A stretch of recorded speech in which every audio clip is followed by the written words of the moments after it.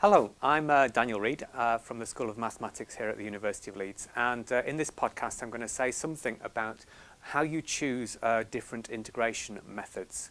The first thing I should say to you is it's probably no surprise that you find choosing an integration method a hard thing, because integration is very much harder than differentiation. And let's have a little think about why that might be. Well, if you've got some function f of x, whatever it is, and you're going to differentiate it. So we're going to go from some function f of x to some new function, let's call it g of x, which is equal to df by dx.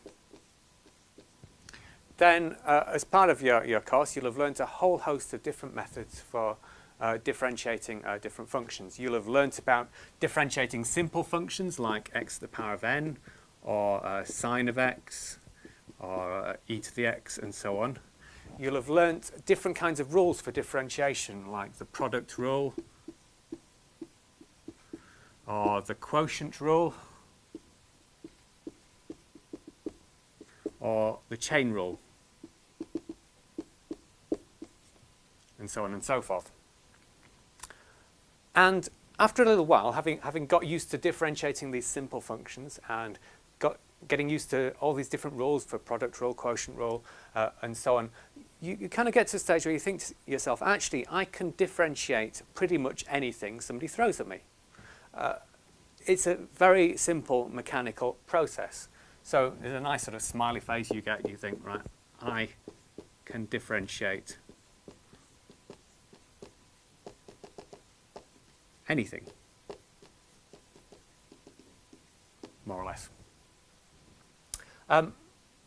But then when you're trying to integrate, you're trying to do the reverse of this process. You're trying to go backwards along here and trying to find some function of x, which is the integral of g of x dx. And because it's the reverse of this process, essentially what you're trying to do is make a guess.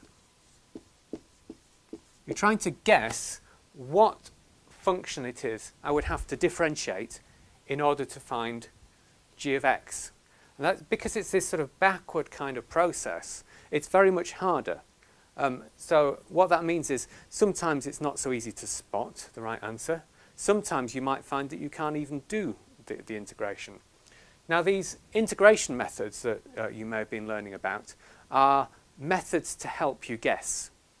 But they won't help you integrate absolutely everything. They'll probably help you integrate quite a lot of the questions you find on an A-level exam paper. So the first two different methods I'm going to talk about are integration by parts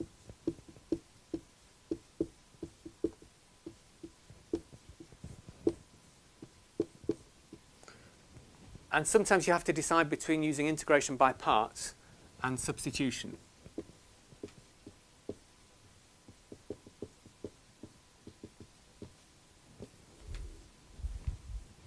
Okay, so let's focus on the integration by parts for now. To try to decide whether this is an integral you can do using integration by parts, you really have to look and think about the structure of the integration by parts rule. So let me write that up.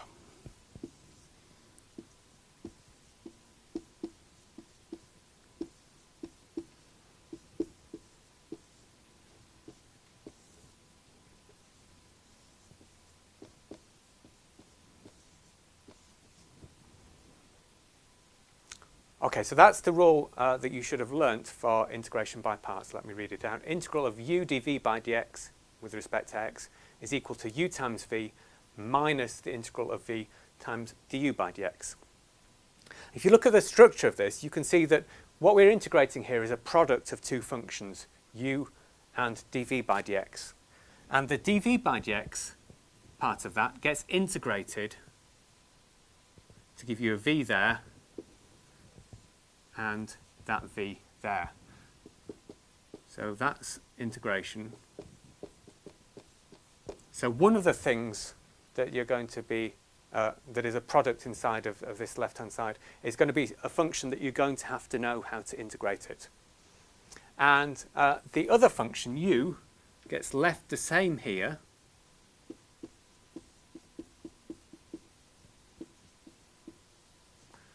and it gets differentiated.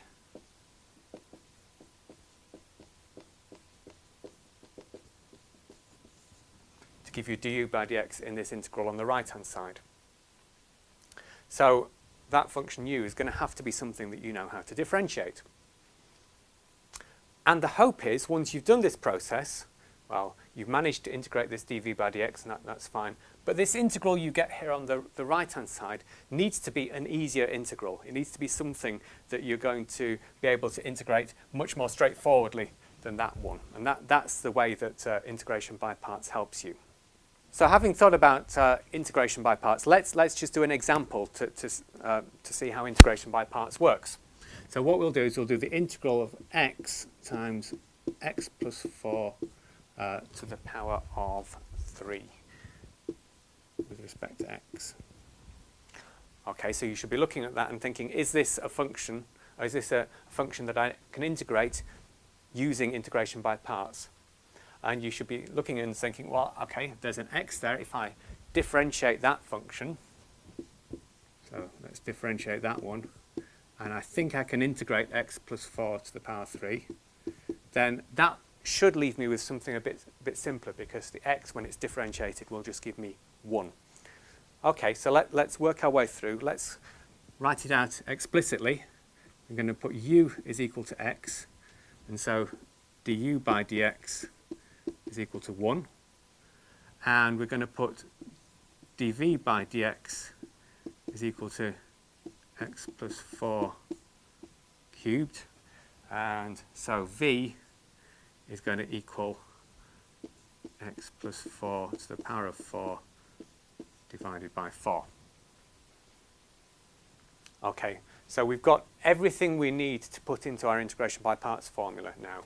So integral of u times dv by dx is equal to u times v, so that's x times x plus 4 to the power 4 all divided by 4, minus the integral of v times du by dx. Well, du by dx is 1, so that's just going to be the integral of x plus 4 to the power 4 all divided by 4 with respect to x. And you can see that this integral is now easier to do than the one we started with. Because this is an integral, you should be able to spot how to do it in exactly the same way as we integrated v here. So let's just finish this off. Let's just draw a line around there. So this is equal to x times x plus 4 to the power 4 over 4. That's that first term, minus what we get when we integrate this. Again, we'll raise the power by 1, so we end up with x plus 4 to the power 5 all over 4 times 5, which is 20, plus our integration constant. Always remember your integration constant. So that was an example of integration by parts where we could see that there was something we could differentiate and something we could integrate inside of there, and the result of differentiating that and integrating that was then an easier integral to do, and we could complete the integral. Let's do a second example of integration by parts. Supposing we wanted to do the integral of x squared times the logarithm of x with respect to x.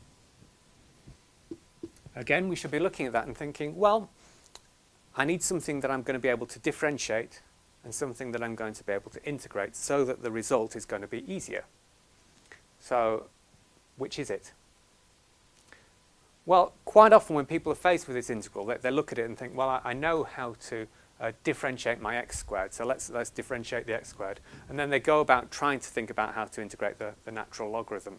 You probably don't know how to integrate the natural logarithm, or if you do, you already know how to integrate by parts. I'll show you that in a minute. So actually what we want to do is we want to differentiate the natural logarithm, and we want to integrate the x squared. So what we really want to say is that our u is going to be the natural logarithm, and so du by dx is equal to 1 over x, and our v is going to be the x squared. So our dv by dx is going to be the x squared so that our v is equal to what we get when we integrate x squared, which is x cubed over 3. And you're going to see that this works because now we've got everything we need to put into our integration by parts formula. So we want u times v. So u times v is going to be x cubed over 3 times the logarithm of x minus what we get when we integrate v times du by dx. So v is x cubed over 3 and du by dx is now 1 over x dx. And now you can see this is going to be much easier because we're going to be able to cancel out a factor of x. Let me write one more line. So we've got x cubed over 3 times the natural logarithm of x minus the integral of x squared over 3 with respect to x. And this is an integral I can do. So we have x cubed over 3 natural logarithm of x. Add 1 again to the power, so I end up with x cubed over 3 times 3 from the power that I bring down, so that's 9. Again, remember my integration constant. So again, we needed a little bit of wisdom as trying to decide which of these things we were going to integrate and which we were going to differentiate to help myself get an easier integral to do so that I could apply integration by parts. I'll just show you a very quick trick. Now, supposing we had to integrate the logarithm of x. This is an integral we can do by integration by parts, but it's using a little trick. We know that we can integrate x squared times the logarithm of x by the logarithm being the function we differentiate, but we haven't got a function there to integrate. So what we do is we introduce a function, a very simple function known as 1. 1 is still a function. And then we can integrate the 1, and we can differentiate the logarithm of x. And let's see what happens when we do that. So again, we're going to be differentiating the logarithm of x. So u is going to equal logarithm of x du by dx as before is 1 over x. And dv by dx is equal to 1. So v is equal to x. If we integrate 1, we get x. Okay, and now we put that again into our formula. We get u times v, which is x times logarithm of x, minus the integral of v times du by dx. So that's x times 1 over x with respect to x. And now look, the x's cancel, so this is easy. So this is equal to x times the logarithm of x minus the integral of 1 dx. And the integral of 1 is just x, so this gives us x times the logarithm of x minus x plus c. And now you do know how to integrate the logarithm of x. So we've learnt a little bit about how we can do integration by parts. And let's have a think about what functions then we can integrate using this method. So just to give you a few examples, you can integrate by parts the integral of x times e to the x dx, because you can see that you can differentiate the x and integrate the e to the x. You can do integral of x times the sine of x dx, because you can see, oh look, I can still differentiate that x. I can integrate the sine of x. I could actually integrate x squared sine of x with respect to x, but in this case I'd have to integrate by parts twice, because differentiating x squared once just gives me 2x, and then I'll have to differentiate it again. So if you can go through the process of integration by parts twice, you can integrate that function.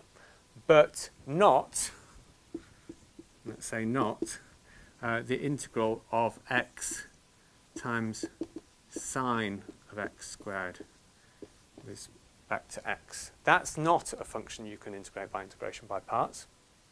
And why is this? Well, we can differentiate the x, that's fine, no problem at all.